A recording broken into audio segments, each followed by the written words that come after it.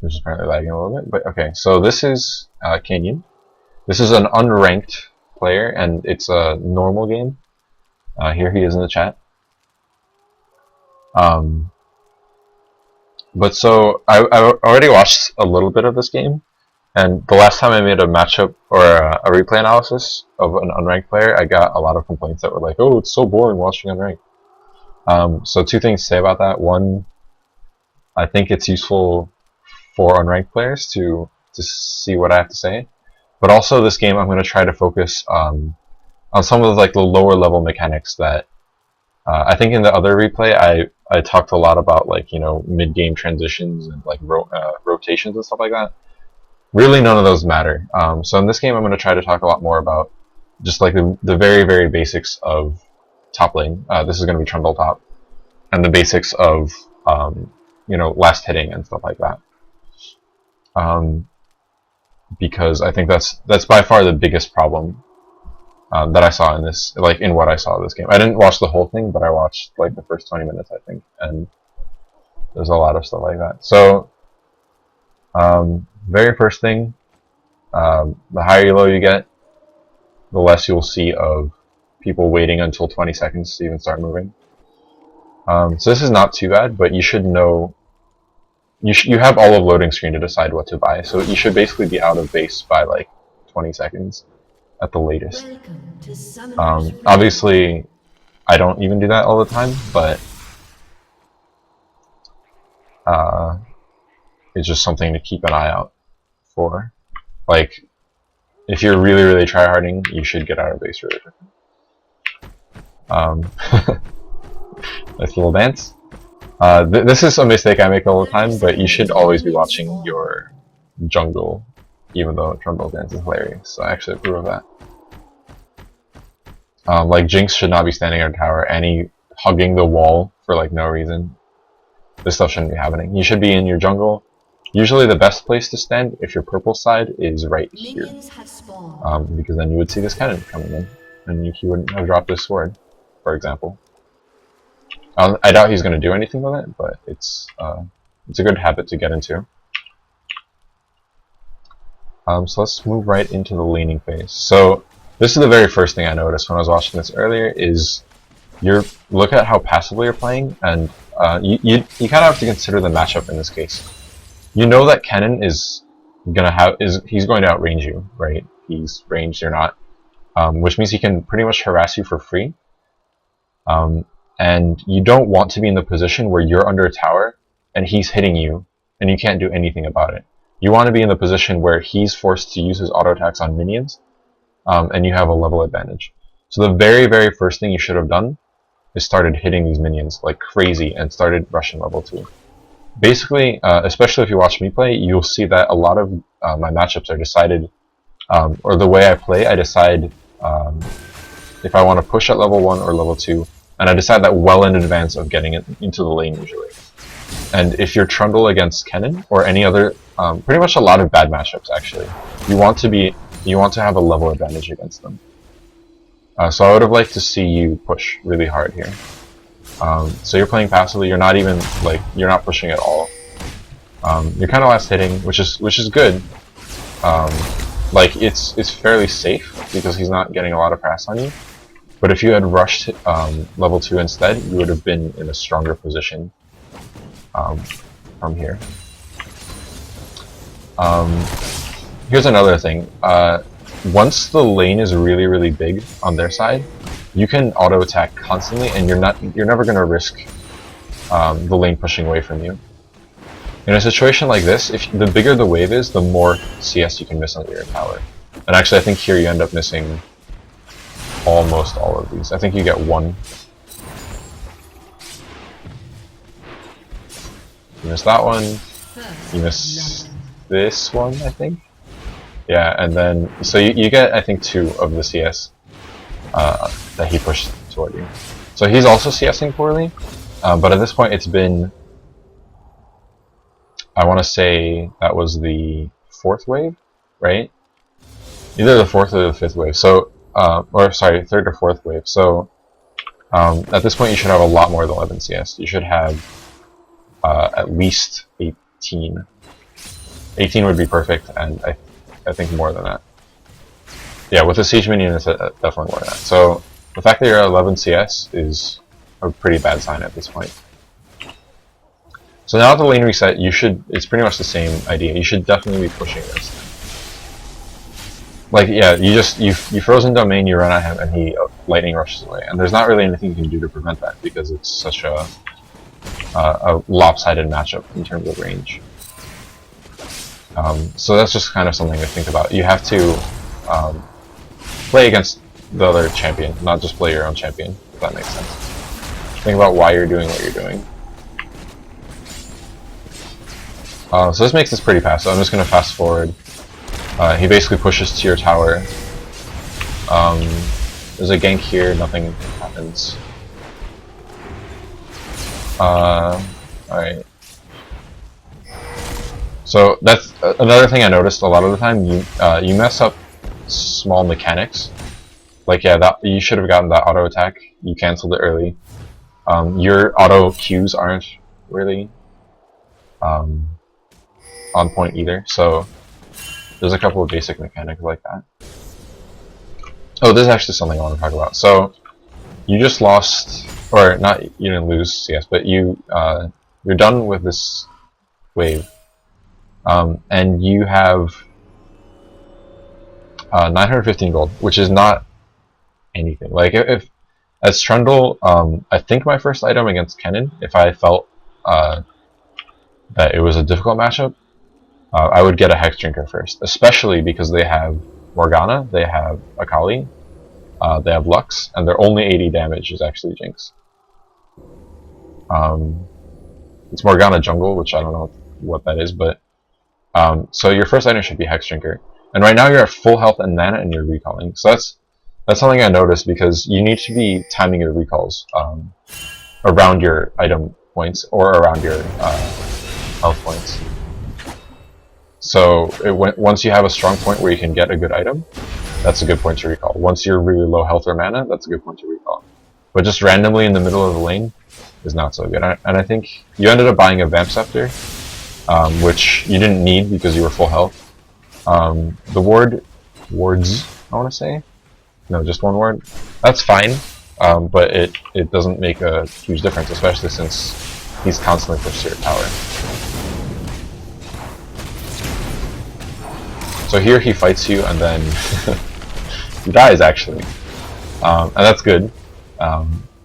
Good job there, but the only reason that happened is because he didn't know his strength. Kennen in general cannot get engaged on, so you kind of got lucky in the sense that he just didn't know that Trundle can fight him in melee range. That's good. Here, so you want to push out, which is right, because you just killed him, and you want to push out. You should be using Frozen Domain. Your Frozen Domain is off cooldown, and it gives you a lot of attack speed.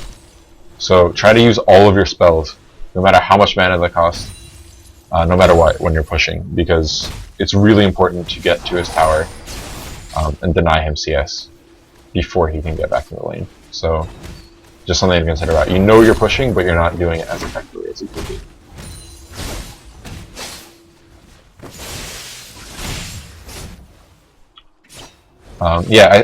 So you're saying you grabbed a Vamp Scepter to allow you sustain, but you were at full health, so the sustain was completely wasted. You could have waited until Hex Drinker, and it would have been a much better item for you. Or Brutalizer, or like, what, you know, if you wanted more damage, you could get something better. I don't really know what Trundle's build. So if you were going for a Blade of the Ruined King, you could have waited for a Cutlass. Like, you had better items to get than just a Vamp Scepter.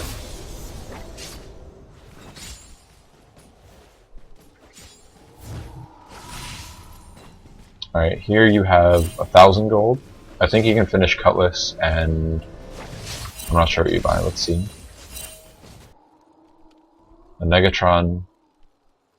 Vision. Okay, so that's not too bad. I don't know what the Vision Ward is for. Oh, okay, so you trade it back for a Stealth Ward. So that's good. You're basically worried about having wards, which is fine. But again, like, I don't think that's worth going back for. You still weren't low enough that I would have gone back. and you have, and you're kind of splitting your gold. I basically just don't think Vamp Scepter was a really good purchase. I think you could have either waited for a Cutlass if you wanted a Cutlass, for Merc Treads if you want Merc Treads, like whatever you were going for, you could have definitely waited more for the first recall. Here's a gank. That's a really good pillar. Good job. Bite him. Nope. Yeah, he's trying to kill Lee, but that's not happening.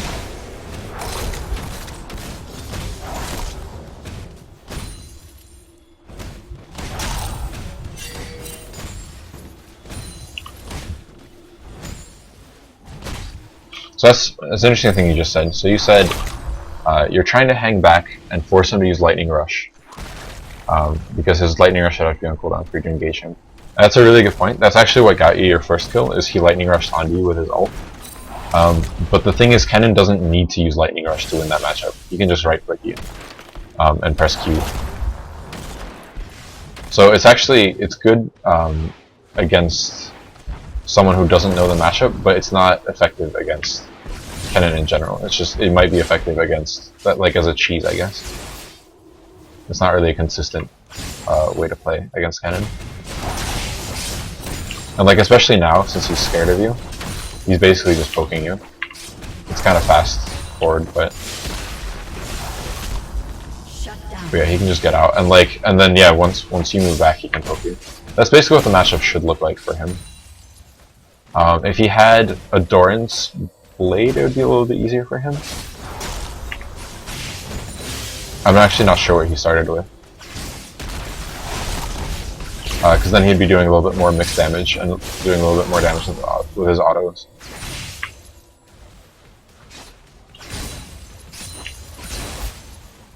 Alright, you go back again. 1200 should be for Treads and Cutlass. So these are both good items. I like your build so far. Cutlass is going to help prevent him from running away as easily, and Merc Treads is going to prevent him from kiting you as easily. A lot of miss CS again. I haven't been talking about it every time it happens, but oh, here's an interesting moment. Here, let's watch that. So here you're almost under your tower, not quite, but he has an enormous wave pushing. And then suddenly you're like, all right, I'm gonna fight him.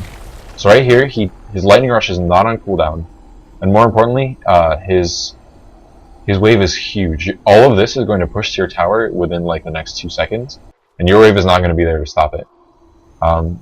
So right here, you basically decide to go on him instead of farming like a free 100, 200 gold, like almost as much as a kill, basically.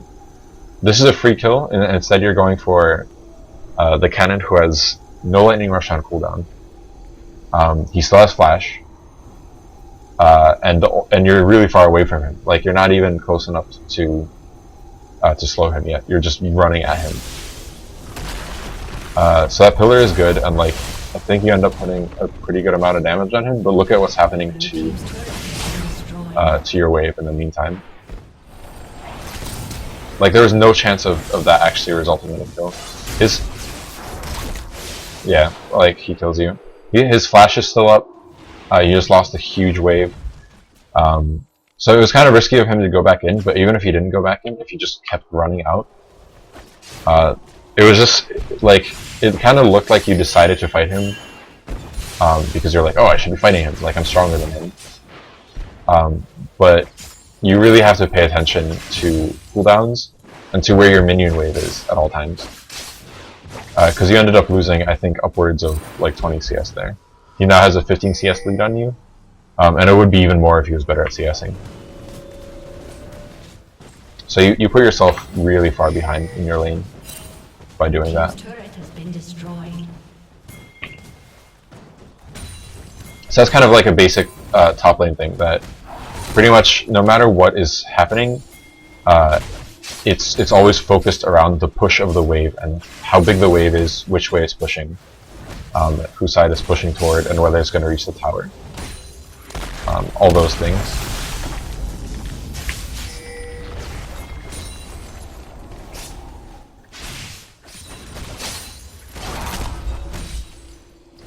This is good. Like if you notice right now, your position is actually a lot better than it's been, even though you're so far behind. He cannot damage you. He's able to land a little bit of harass on you, but because you're pushing, he has to focus on the wave as much as you, and he can't just right click you and wait.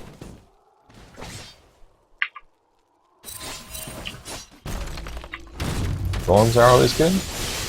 He thinks you went back, so he's pushing, which is also really good for you. Because you're gonna get all this XP. Yeah, why are you here?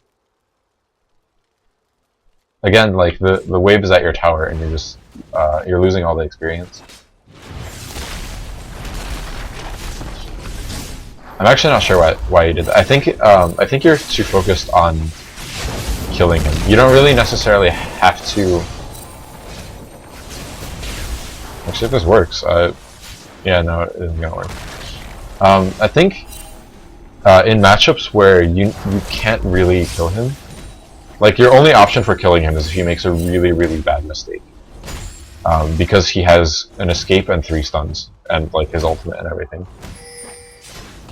So all he really has to do is press E, run away, and then if he's still gonna die, he has to press R and then keep running. But you're really...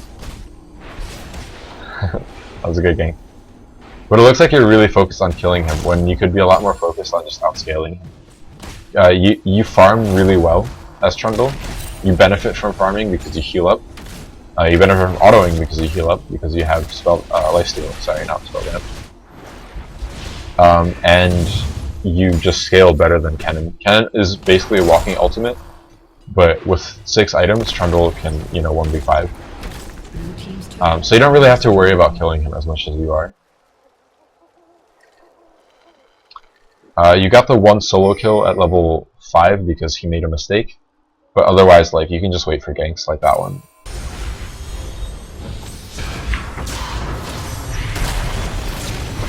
Stuff happens. Super fed Ashe. I guess she's not that fed, but she has a lot more kills than you. Actually, no, she doesn't. She's only a little bit ahead of you. Killing spree. A lot more farm though. So at this point, like the team fights, I don't really want to talk about that much in this game, because they're, first of all, like Trundle is pretty simple. You just kind of rush in and never die. So I don't think there's a lot to talk about. If I was a Trundle player, maybe I'd have more specific insights, but it pretty much seems like in this game you could be right-clicking their backline and you would be fine, especially with Blade of the Ruined King. But yeah, the lane is basically the biggest thing I want to talk about, because right now you guys actually end up winning this game, and I think it's mostly just because your team is really far ahead. Lee Sin is 6-1 now. Ashe is doing pretty well. She's beating Jinx in farm by a lot. You're beating Kennen in the sense that you can fight him. You can't do anything because you're a stronger character than he is. Though you die here, which is kind of silly. So I don't know, like the laning phase is the biggest thing I would worry about. I guess we can talk about small moments like that. You're basically, I don't know, it's hard to say like why this is wrong, aside from we can analyze, I guess let's just analyze that one play, because there's a lot of tiny mistakes.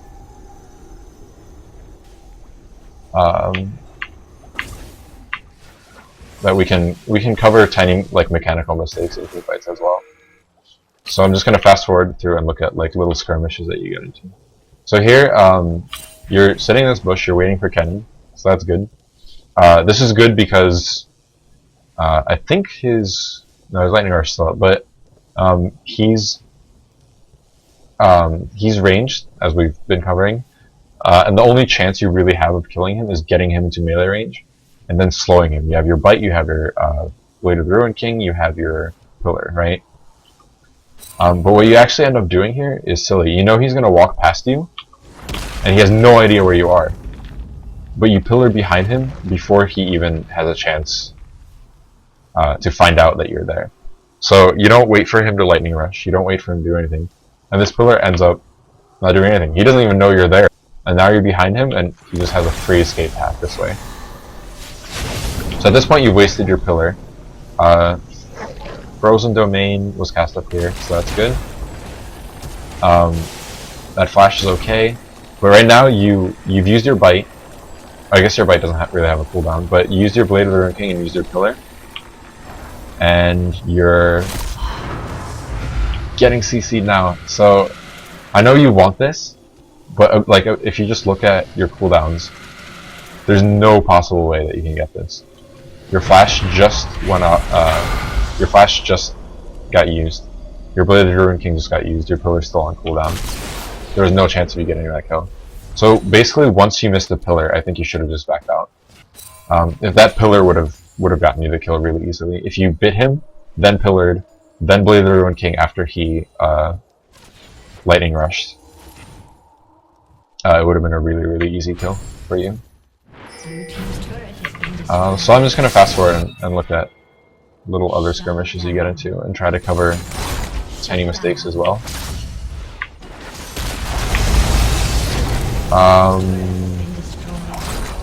Let's look at that real quick. So I think the biggest thing there, I'm going to play this forward in real time so we don't miss too much. Alright, so you know right now you've decided you're going to go for this tower. You can get Lux, right? So you pillar her, you bite her, you get on her, you get the kill. So the one thing I would say here is it looks like you didn't realize your turret died, or the turret that you were killing died. So you just run away from this Akali. She's kind of fed, but you're 2v1, you have all your health. You still have your Blade of the Ruined King up. You have a Negatron, so she doesn't even damage you. And you kind of just run away. It's not a big deal, but it's just something. It's not an aggressive enough play for how strong you were there. I don't think you would have gotten the kill, but you definitely could have. You definitely didn't need to run away like you did. I think you thought the turret was still gonna keep hitting you.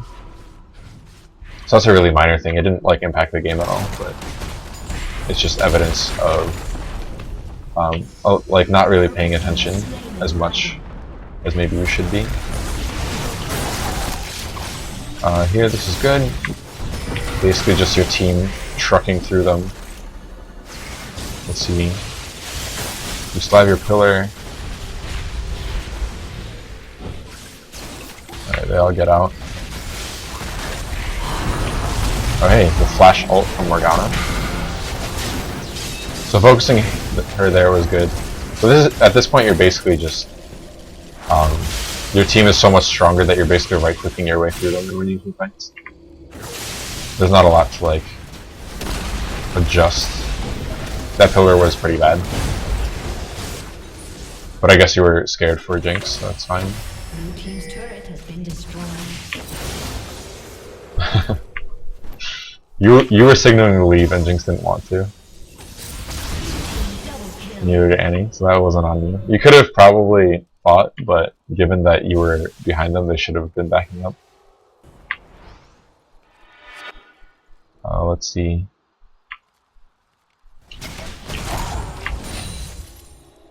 There's definitely there's things like right now you should have a pink and you should pink Baron. You should be grouping top instead of mid because that has a Nick inhibitor. But that's stuff that I think will come to you in time, and it's more important to focus on when you're in your lane than worrying about like these late game mistakes. So it's something to keep in mind. Just like in the late game, think about where you're moving to. But kind of at the level that this is, it's fine to just to team fight and try to win team fights if you're ahead. Oh, this is a mistake. We can talk about this. So here, let's move back a little bit. Let's watch the latest unfold. So Jinx is at blue. and he's helping her. So Lee Sin, it's just you and Lee Sin, and Ashe is coming from the side. You don't get caught because you're Trundle, you can't really get caught. But at the point that Lee Sin is going in, you're running away from Akali that can't do anything to you. So you basically put a really, really big gap between yourself and Lee Sin. And Ashe, who is your carry. And then you're running back in. Ashe is clearly out of position, but if you had been in the fight at the time that they entered, it could have been a lot better for you. So then the next thing is Ashe is kind of screwed. Lee Sin is getting a kill. Either way, you want to probably be moving either towards Akali to help Lee Sin kill her, or Ashe to stop her from dying to Kennen. And your decision here instead is to run in 1v4 and try to get a kill on Morgana with tons of CC and everything. So you could have been more aware of where your teammates were and moved toward them there.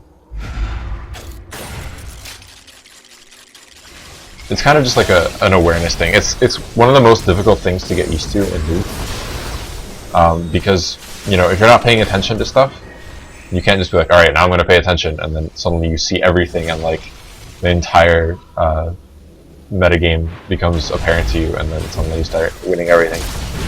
But it's something you kind of have to gradually work on. Like, it took me a really, really long time, and I still make mistakes like that all the time. It's just something you always have to be hard on yourself on for doing. If you die like that, think about why were you 1v4 and what could you have done.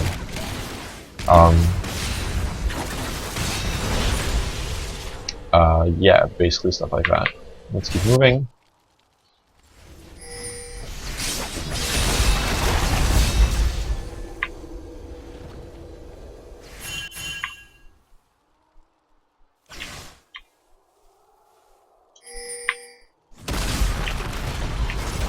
Another day, another fight. Looks like they just caught Morgana. That's no big deal. And this is really good fighting. You're basically running in and being like, "Ha, I'm Trundle." So I think he might die, but like that's the right idea. You may be misunderestimated, misjudged, I think is the proper English term, how much damage you actually do, or your team does. But that's the right idea. You should commit to your team fights. And even though you lost that team fight, actually no, you didn't. You went 3 for 3, right? And then you had Morgana before that. So you went even, and you got an inhibitor from Jinx. So it wasn't like a great team fight, but it worked out really well, and you positioned really well and did your job really well. So that's really good.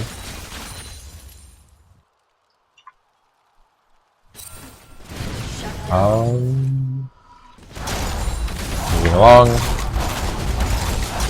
Getting shit out of everything. Should grab top. Yes. Let's look at this fight.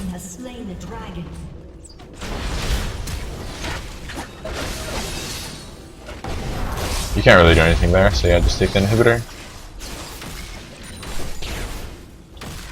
At this point, there's just not a lot to say because you guys are winning by so much.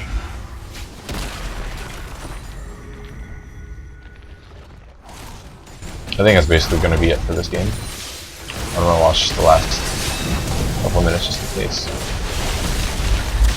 Yep, save your carries. Nice Jinx ult.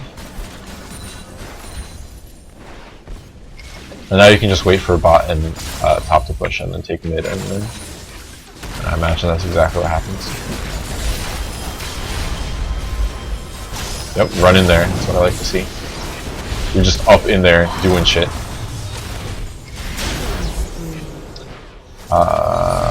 You got fucked up, but that's okay.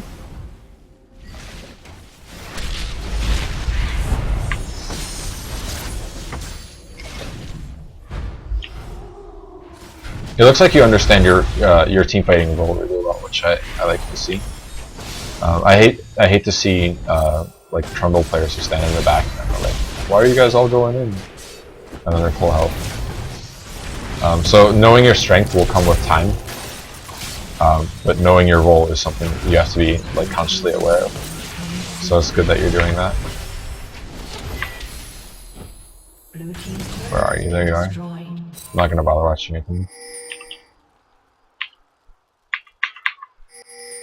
We're pinging Baron, which is good. You could have taken this earlier instead of tower diving, but it's good that you're aware that it exists, and you can just 2-9 it. And it looks like there's 40 seconds left, so either finish or they surrender.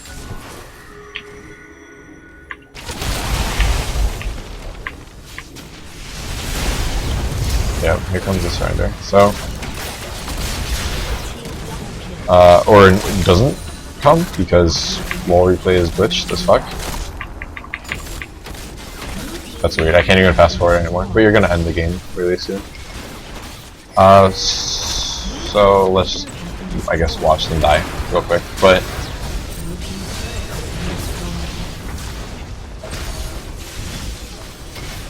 alright, so the biggest thing in this game was by far your laning phase. If you look at the end of the game, you're I don't know how math works. 54, right? 4 plus 26 is 30, 50, yeah. So you're 54 CS down.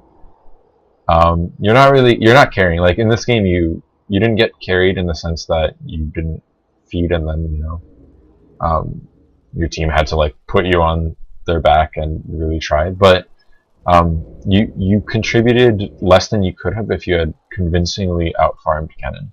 And I say out-farmed instead of beaten because you can't really fight Kennen. The only thing you can really hope to do is push to his tower, take his tower quickly, and maybe harass him under tower a little bit just by like running and biting him every now and then. Lee Sin ganks would have been good because you can dive him. He's really squishy. But letting him push like that was a big mistake, in my opinion. And then just your CS mechanics are a lot worse than they need to be. Stuff like your auto attack animation, you should know your auto attack Q. That should just be muscle memory. And you should know when to engage. Just pay attention to which way the minions are pushing. Figure out which way you want them to be pushing. If they're pushing toward you and you want them to push away from you, let it push toward you. Get it under your tower and then push it back to his tower. If you want to fight, you want minions to be on your side generally, or you want his lightning rush, as you very correctly stated. You want his lightning rush to be on cooldown. So that works. Your build, I think, was good, except for your first couple of recalls. I think they weren't timed very well, because I don't think you needed the Vamp Scepter. I don't think you needed just a single null magic mantle either. So it would have been. I would have liked to see slightly better timed recalls in the beginning. You could keep pushing if the lane is pushing away from you instead of recalling. But your actual build ended up being really good. Way of the Roaring King is really good because of the slow against Kennen, so the Cutlass is really helpful. Aegis is a nice unselfish item, helps your team. Merc Treads work really well against Kennen as well because of the stuns. And Spear Visage is just an incredible item overall. So I really like your build. I really like your team fight positioning in the sense that you just go in, which is all really anyone could ask of you. But it's just that laning phase and some of those basic champion mechanics like the pillar here could really use work. So good job on the win, and I hope this helped